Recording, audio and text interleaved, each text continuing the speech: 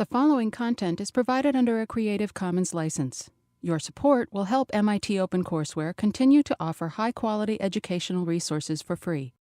To make a donation or to view additional materials from hundreds of MIT courses, visit MIT OpenCourseware at ocw.mit.edu. Well, because our subject today is trig integrals and substitutions, Professor Jarrison called in his substitute teacher for today. That's me.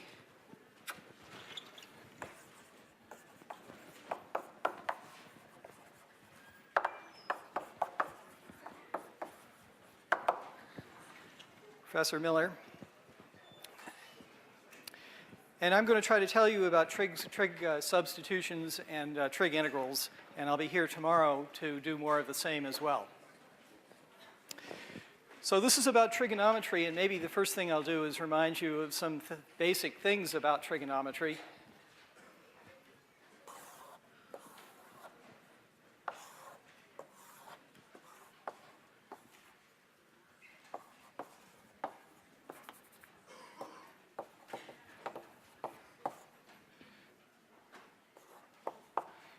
So if I have a circle, all trigonometry is all based on this circle of radius 1 and centered at the origin. And so if this is an angle of theta up from the x-axis, then the coordinates of this point are cosine theta and sine theta. And so that leads right away to some trig identities, which you know very well, but I'm going to put them up here because we'll use them over and over again today. Remember the convention, sine squared of theta secretly means sine of theta quantity squared. It would be more sensible to write a parenthesis around the sine of theta and then say you square that. But everybody in the world puts the 2 up there over the sine, and so I'll do that too. So that follows just because the circle has radius 1, but then there are some other identities too, which I think you remember. I'll write them down here. Cosine of 2 theta, there's this double angle formula that says cosine of 2 theta is cosine squared of theta minus the sine squared of theta. And there's also the double angle formula for the sine of 2 theta. Remember what that says? 2 sine theta cosine theta. Now, I'm going to use these trig identities, and I'm going to use them in a slightly different way, and so I'd like to pay a little more attention to this one and get a different way of writing this one out. So this is actually the half angle formula.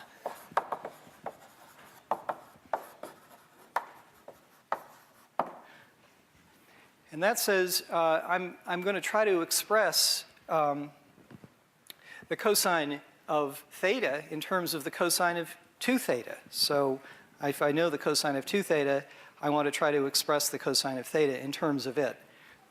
Yeah, well, I'll start with the cosine of 2 theta and play with that. Okay, well, we know what this is. It's cosine squared theta minus the sine squared of theta. But we also know what the sine squared of theta is in terms of the cosine. So I can eliminate the sine squared from this picture. So this is equal to the cosine squared of theta minus the quantity 1 minus cosine squared of theta. I put in what sine squared is in terms of cosine squared. And so that's twice the cosine squared of theta minus 1. There's this cosine squared, which gets a plus sign because of these 2 minus signs. And there's the one that was there before, so altogether there are 2 of them. I want to isolate what cosine is, or rather what cosine squared is. So let's solve for that. So I'll put the 1 on the other side, and I get 1 plus cosine of 2 theta. And then I want to divide by this 2, and so that puts a 2 in this denominator here. So some people call that the half angle formula. It's a way of, what it really is for us is it's a way of eliminating powers from sines and cosines. I've gotten rid of this square at the expense of putting in a 2 theta here. We'll use that. And similarly, same calculation shows that the sine squared of theta is 1 minus cosine of 2 theta divided by 2.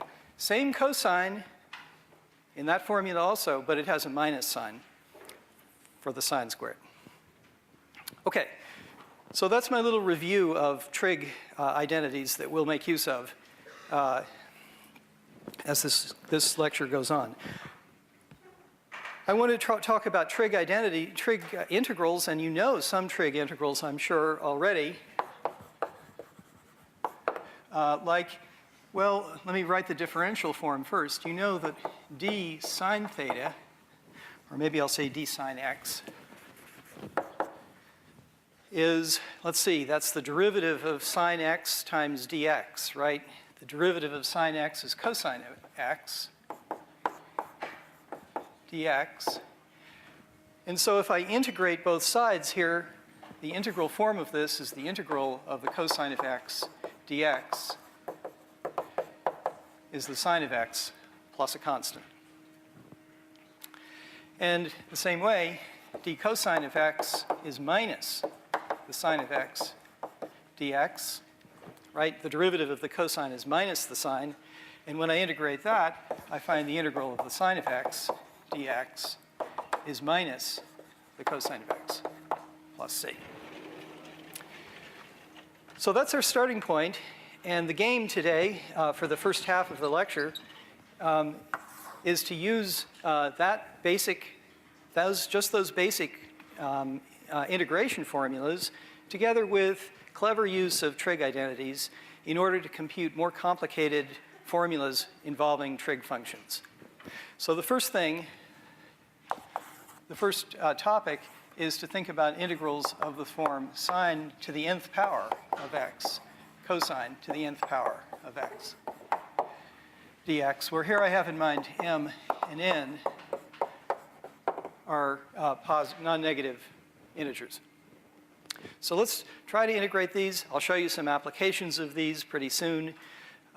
Looking down the road a little bit, integrals like this show up in Fourier series and many other subjects in mathematics. It turns out they're quite important to be able to do, so that's why we're doing them now. Well, so there are two cases to think about here when you're integrating things like this. There's the easy case, and let's do that one first. The easy case is when at least one exponent is odd.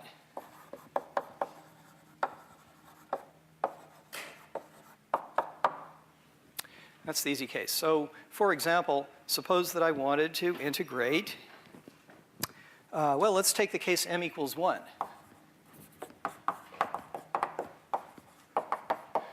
So I'm integrating sine to the nth power of x times the cosine of x dx.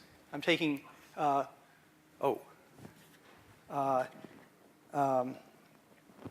could do that one. Let's see if that's what I want to take.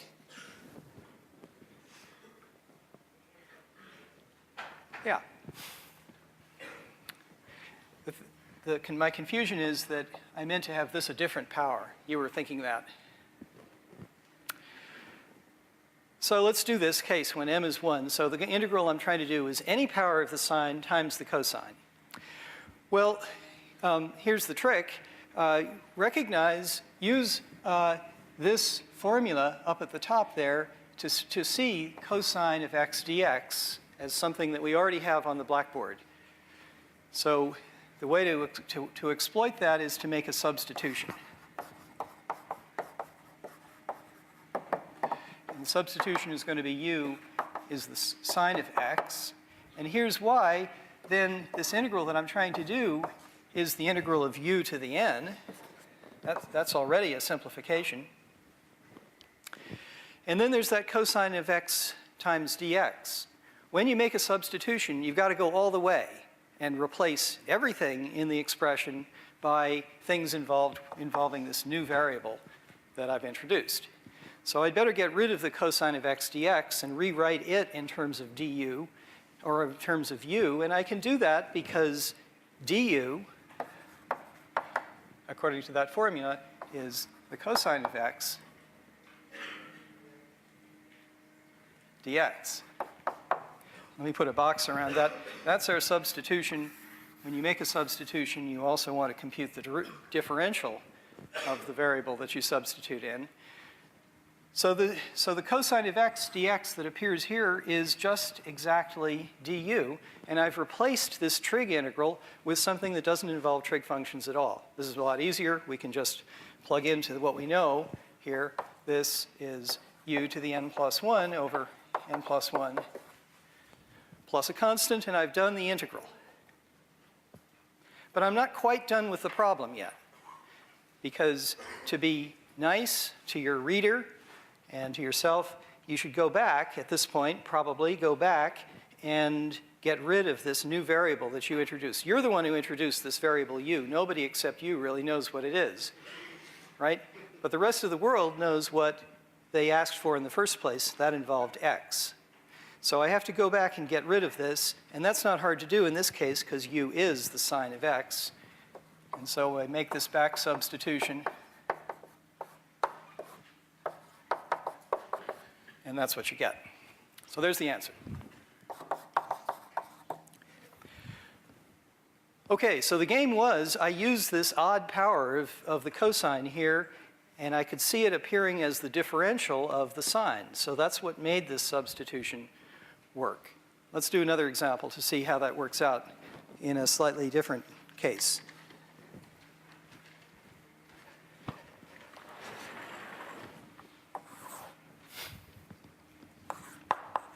So here's another example.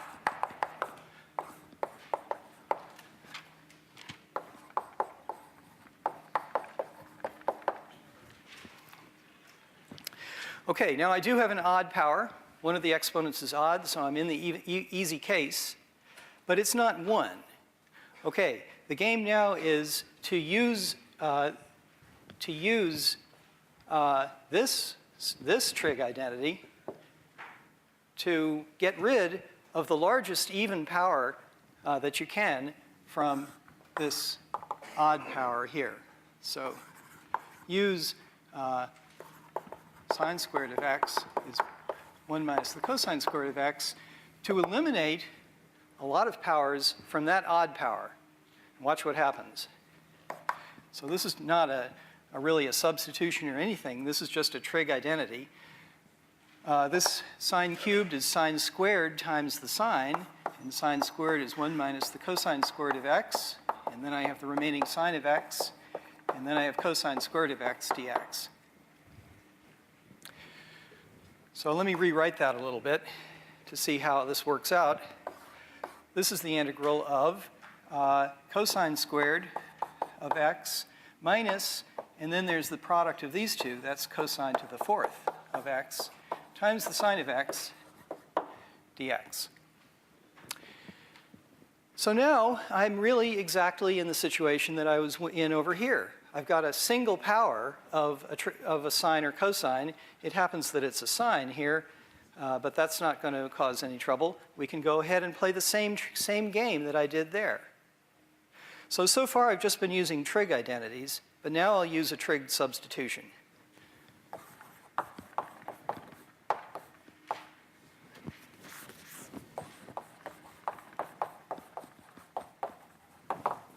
And I think I want to write these as powers of a variable, and then this is going to be the differential of that variable. So I'll take u to be cosine of x, and that means that du is minus the sine of x dx.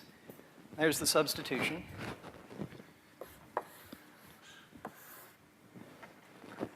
And so when I make that substitution, what do we get? Cosine squared becomes u squared. Cosine to the fourth becomes u to the fourth. And sine of x dx becomes not quite du. Watch for the signum. Watch for this minus sign here. It becomes minus du. But that's okay. The minus sign comes outside, and I can integrate both of these powers.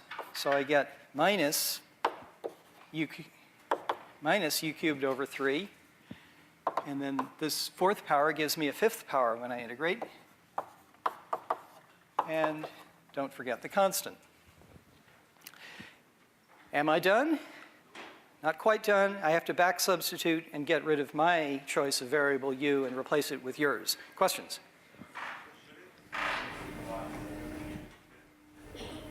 There should indeed. I forgot this minus sign when I came down here, so these two gang up to give me a plus. Is that what the other question was about too? Thanks. So let's back substitute, and I'm going to put that over here. And the result is, well, I just replaced the u by cosine of x. So this is minus cosine cubed of x over 3 plus, thank you, cosine to the 5th of x over 5 plus a constant. And there's the answer. By the way, you can remember one of the nice things about doing an integral is it's fairly easy to check your answer. You can always differentiate the thing you get and see whether you get the right thing when you go back. It's not too hard to use the power rules and the differentiation rule for the cosine to get back to this if you want to check the work. Let's do one more example just to handle a case, an example of this easy case, which you might not have thought of it at first. Suppose I just want to integrate a cube, sine cubed of x. No cosine in sight, but I do have an odd power of a trig function, of a sine or cosine, so I'm in the easy case, and the procedure that I was suggesting says I want to take out the largest even power that I can from the sine cubed, so I'll take that out, that's a sine squared, and write it as 1 minus cosine squared. Well, now I'm very happy because it's just like the situation we had somewhere on the board here. It's just like the situation we had up here. I've got a power of a cosine times sine of x dx. So exactly the same substitution steps in. You get, and maybe you can see what happens without doing the work. Shall I do the work here? I'll make the same substitution, and so this is 1 minus u squared times minus du, which is u minus u cubed over 3. But then I want to put this minus sign in place, and so that gives me minus u plus u cubed over 3 plus a constant. And then I back substitute and get cosine of x plus cosine cubed of x over 3. So this is the easy case. If you have some odd power to play with, then you can make use of it, and it's pretty straightforward. Okay, the harder case is when you don't have an odd power. So what's the program? I'm going to do the harder case, and then I'm going to show you an example of how to integrate square roots and do an application using these ideas from trigonometry. So I want to keep this blackboard. Maybe I'll come back and start here again.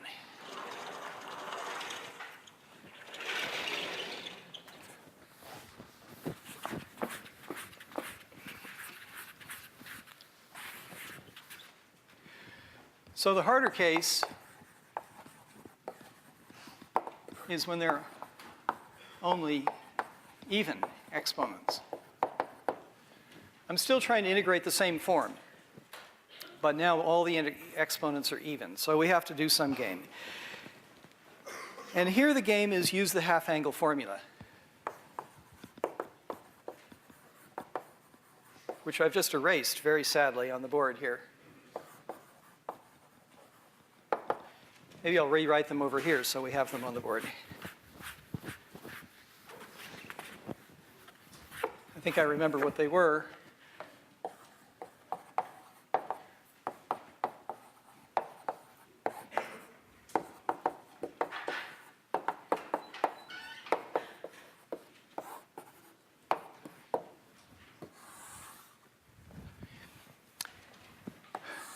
Okay, so the game is I'm going to use that half-angle formula to start getting rid of those even powers. Half-angle formula written like this exactly is talks about it rewrites even powers of sines and cosines. So let's see how that works out in an example. How about just the cosine squared for a start? What to do? I can't pull anything out. I could rewrite this as 1 minus sine squared, but then I'd be faced with integrating the sine squared, which is exactly as hard. So instead, let's use this formula here. This is really the same as 1 plus the cosine of 2 theta over 2. And now, this is easy. It's got 2 parts to it. Integrating 1/2 gives me theta over, oh, miraculously, the x turned into a theta. Let's put it back as x. I get x over 2 by integrating 1/2. So notice that something non-trigonometric occurs here when I do these even integrals. X over 2 appears. And then the other one, okay, so this takes a little thought. The integral of the cosine is the sine, or is it minus the sine? Negative sine. Okay. Shall we take a vote? I think it's positive. So you get the sine of 2x, but is that right? Over 2. If I differentiate the sine of 2x, this 2 comes out and would give me an extra 2 here. So there's an extra 2 that I have to put in here when I integrate it. And there's the answer. This is not a substitution. I just played with trig identities here and then did a simple trig integral, getting your help to get the sign right and thinking about what this 2 is going to do. It produces a 2 in the denominator. But it's not applying any complicated thing. It's just using this identity. All right, let's do another example that's a little bit harder. This time sine squared times cosine squared.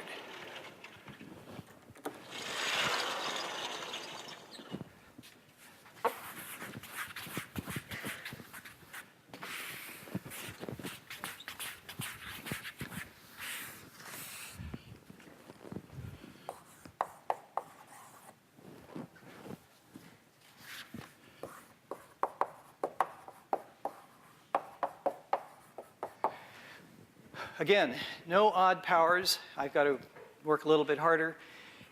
And what I'm going to do is apply those identities up there. Now, what I recommend doing in this situation is going over to the side somewhere and do some side work.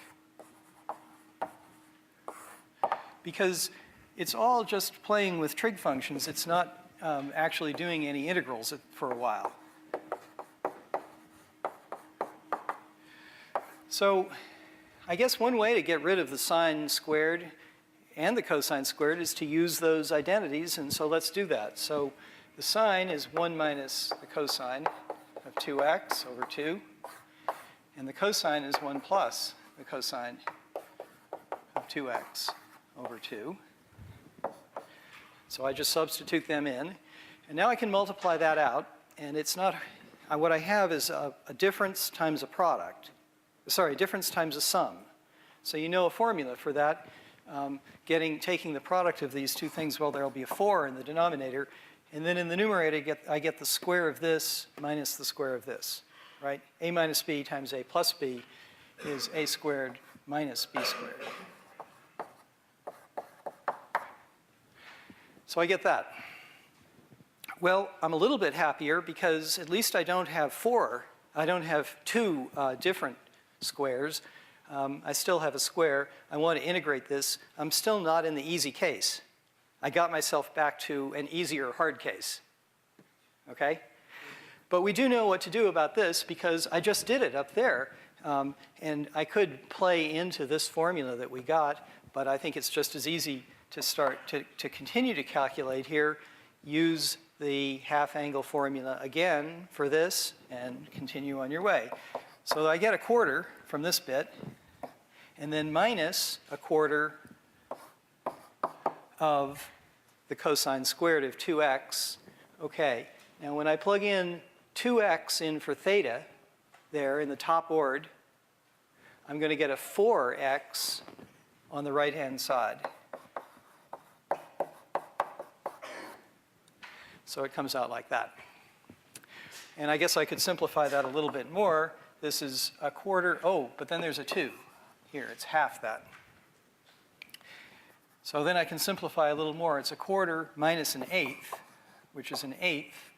And then I have an eighth of cosine of 4x. Okay, that's my side work. I just did some trig identities over here and rewrote sine squared times cosine squared as something which involves just no powers of trig, just cosine by itself, and a constant. So I can take that and substitute it in here, and now the integration is pretty easy. 1/8 cosine of 4x over 8 dx, which is, okay, the 1/8 is going to give me x over 8. The integral of cosine is plus or minus the sine. The derivative of the sine is plus the cosine. So it's going to be plus the, only there's a minus here. So it's going to be the sine minus the sine of 4x divided by this 8, but then I have an additional factor in the denominator, and what's it going to be? I have to put a 4 there.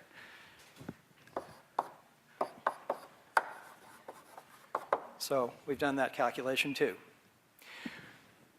So any of these, if you keep doing this kind of process, these two kinds of procedures, you can now integrate any expression that has a power of a sine times a power of a cosine in it by using these ideas. Now let's see.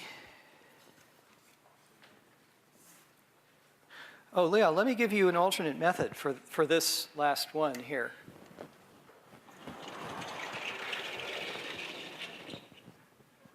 Well, I know what I'll do.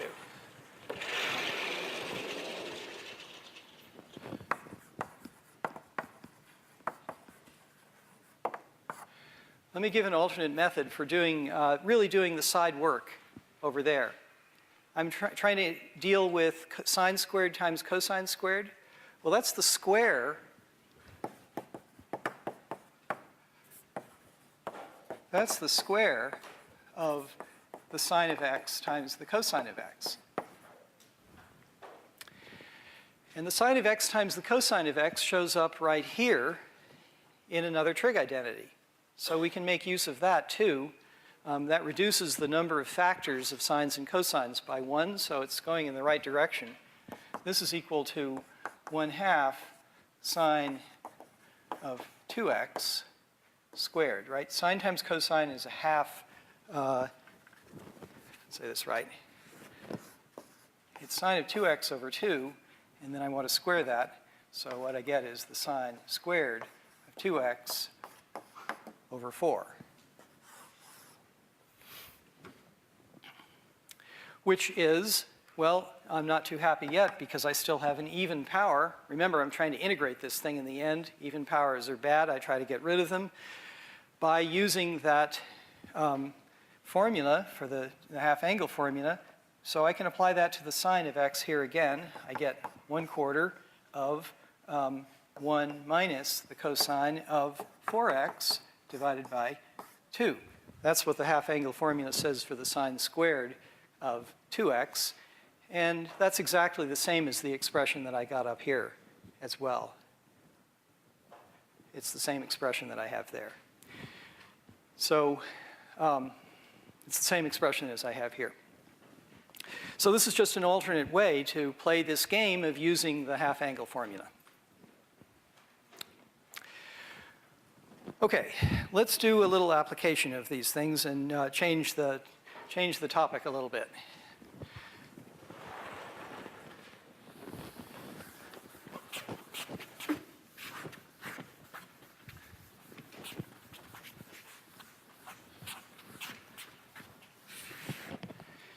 So here's the problem.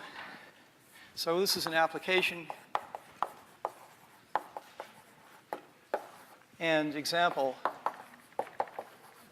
of a real trig substitution.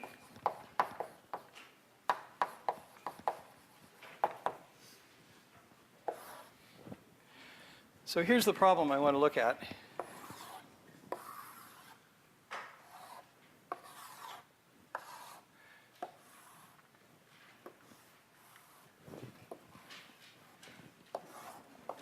Okay, so I have a circle whose radius is a. And I cut out from it a sort of tab here, this tab here. And the height of this thing is b. So this length is a number b. And what I want to do is compute the area of that little tab. That's the problem. So there's an arc over here, and that's what I want to. I want to find the area of this for A and B, in terms of A and B. So the area,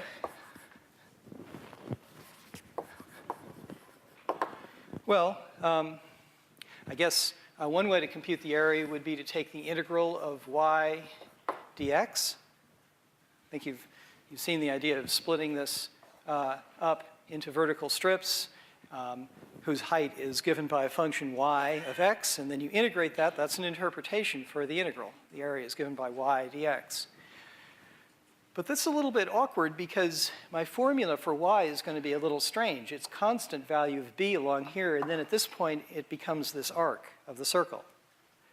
So working this out, I could do it, but it's a little awkward because expressing y as a function of x, the top edge of this shape, it's a little awkward and takes two different regions to express. So a different way to say it is to say x dy. Maybe that'll work a little bit better, or maybe it won't, but it's worth trying. I could just as well split this region up into horizontal strips whose width is dy and whose length is x. Now I'm thinking of this as a function of y. This is the graph of a function of y. And that's much better because the function of y is, well, it's the square root of a squared minus y squared, isn't it? That's a squared plus x squared plus y squared equals a squared. So that's what x is. And that's what I'm asked to integrate then, the square root of a squared minus y squared dy. And I can even put in limits of integration. Maybe I should do that because this is supposed to be an actual number. I guess I'm integrating it from y equals 0, that's here, to y equals b, dy. So this is what I want to find. This is a formula, an integral formula for the area of that region. And this is a new form. I don't think that you've thought about integrating expressions like this in this class before. So it's a new form, and I want to show you how to do it, how it's related to trigonometry. Well, it's related to trigonometry through that exact picture that we have on the blackboard. After all, this a squared minus y squared is the formula for this arc. And so what I propose is that we try to exploit the connection with the circle and introduce polar coordinates. So here, if I take and measure this angle, then there are various things you can say, like the coordinates of this point here are a cosine theta a. Well, I'm sorry, it's not. That's an angle, but I want to call it theta 0. And in general, you know that the coordinates of this point are a cosine theta a sine theta if the radius is a, and the angle here is theta. So x is a cosine theta, and y is a sine theta, just from looking at the geometry of the circle. So let's make that substitution. Y equals a sine theta. I'm using the picture to suggest that maybe making this substitution is a good thing to do. Let's follow along and see what happens. If that's true, what we're interested in is integrating a squared minus y squared, which is a squared. We're interested in integrating the square root of a squared minus y squared, which is the square root of a squared minus this a squared sine squared theta. And, well, that's equal to a times the cosine of theta, right? That's just sine squared plus cosine squared equals 1 all over again. It's also x. This is x. And this was x. So there are a lot of different ways to think of this. But no matter how you say it, the thing we're trying to integrate, a squared minus y squared, is under this substitution, it is a cosine of theta. So I'm interested in integrating the square root of a squared minus y squared dy. And I'm going to make this substitution. Y is a times the sine of theta.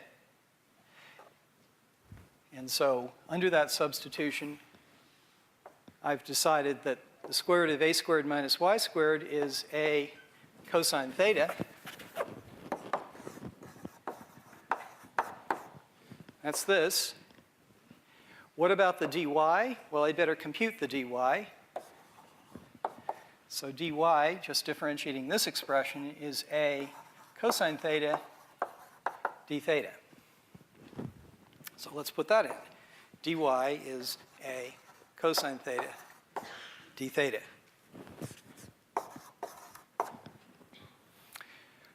Okay, making that trig substitution, y equals a sine theta, has replaced this integral that has a square root in it and no trig functions with an integral that involves no square roots and only trig functions. In fact, it's not too hard to integrate this now because of the work that we've done. The a squared comes out. This is cosine squared theta d theta. And maybe we've done that example already today. I think we have.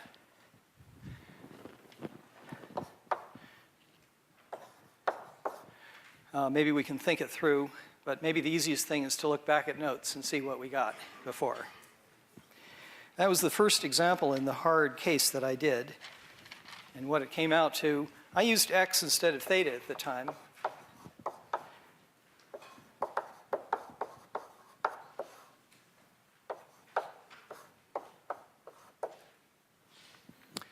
Okay. So this is a good step forward. I started with this integral that I really didn't know how to do by any means that we've had so far. And I've replaced it by a trig integral that we do know how to do. And now I've done that trig integral. But we're still not quite done because of the problem of back substituting. I'd like to go back and rewrite this in terms of the original variable y, or I'd like to go back and rewrite it in terms of the original limits of integration that we had in the original problem. In doing that, it's going to be useful to rewrite this expression and get rid of the sine of 2 theta. After all, the original y was expressed in terms of the sine of theta, not the sine of 2 theta. So let me just do that here. And say that this, in turn, is equal to a squared theta over 2 plus, well, the sine of 2 theta is twice the sine of theta times the cosine of theta. And so when there's a 4 in the denominator, what I'll get is sine of theta, cosine of theta over 2.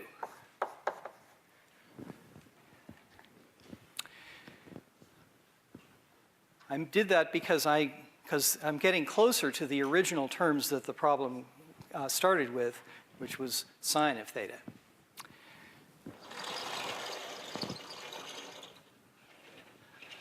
Okay.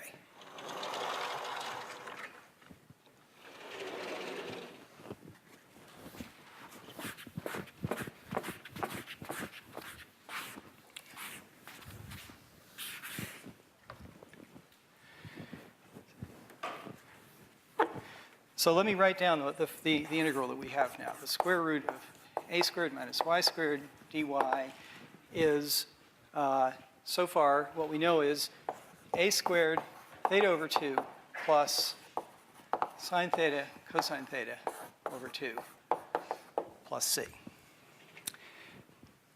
But I want to go back and rewrite this in terms of the original value, the original variable y. Well, what is theta in terms of y? Let's see. Y in terms of theta was given like this. So what is theta in terms of y? So here the fearsome arc sine rears its head, right? Theta is the angle so that y equals a sine of theta. So that means that theta is the arc sine, or sine inverse, of, well, y divided by a.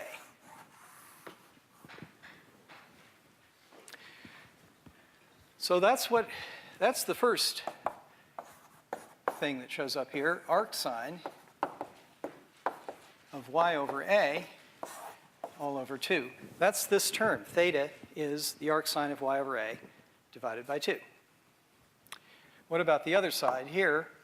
Well, sine and cosine, we knew what they were in terms of y and in terms of x, if you like. Sine is actually, maybe I'll put the a squared inside here. That makes it a little bit nicer. Plus, and then the other term is a squared sine of theta cosine of theta.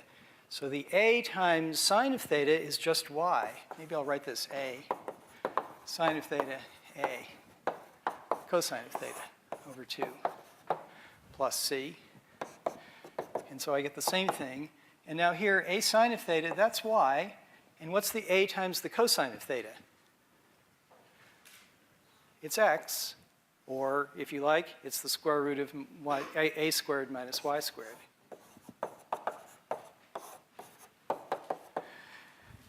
And so there I've rewritten everything back in terms of the original variable, y, and there's an answer. So I've done this indefinite integration of a form of this quadratic, this square root of something which is a constant minus y squared. Whenever you see that, the thing to think of is trigonometry. That's going to play into the sine squared plus cosine squared identity, and the way to exploit it is to make the substitution y equals a sine of theta.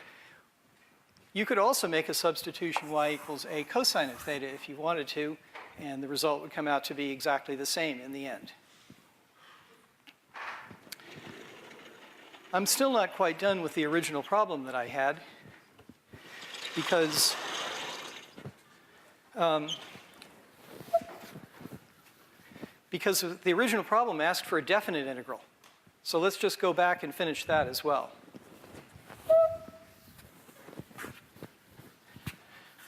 So the area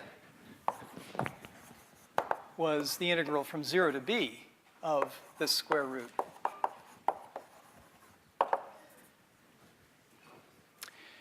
So I just want to evaluate the right-hand side here, the answer that we came up with, this indefinite integral. I want to evaluate it at 0 and at b.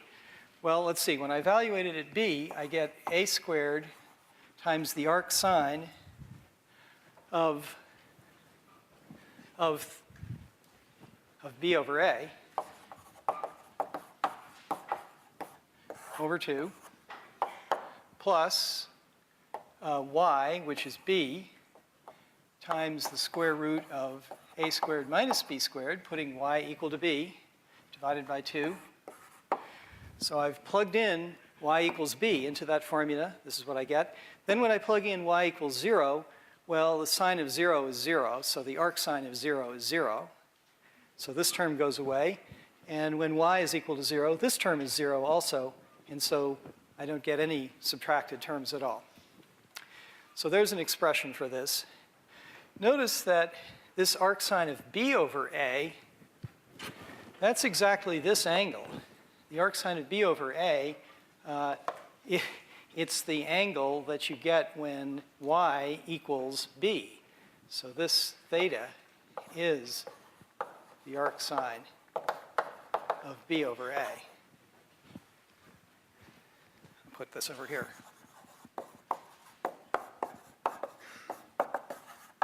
That is theta 0. That is the angle that the corner makes. So I could rewrite this as a squared theta 0 divided by 2 plus b times the square root of a squared minus b squared over 2.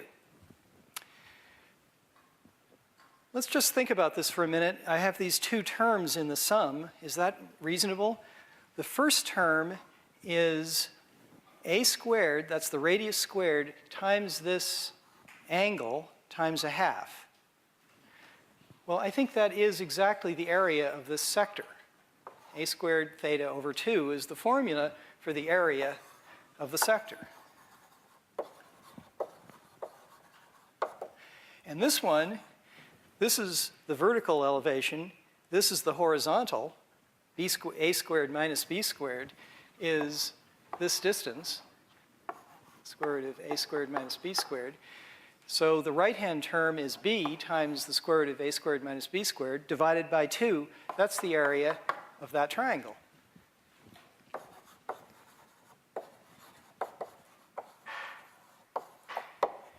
So using a little bit of geometry gives you the same answer as all of this elaborate calculus. Maybe that's enough cause for celebration for us to quit for today.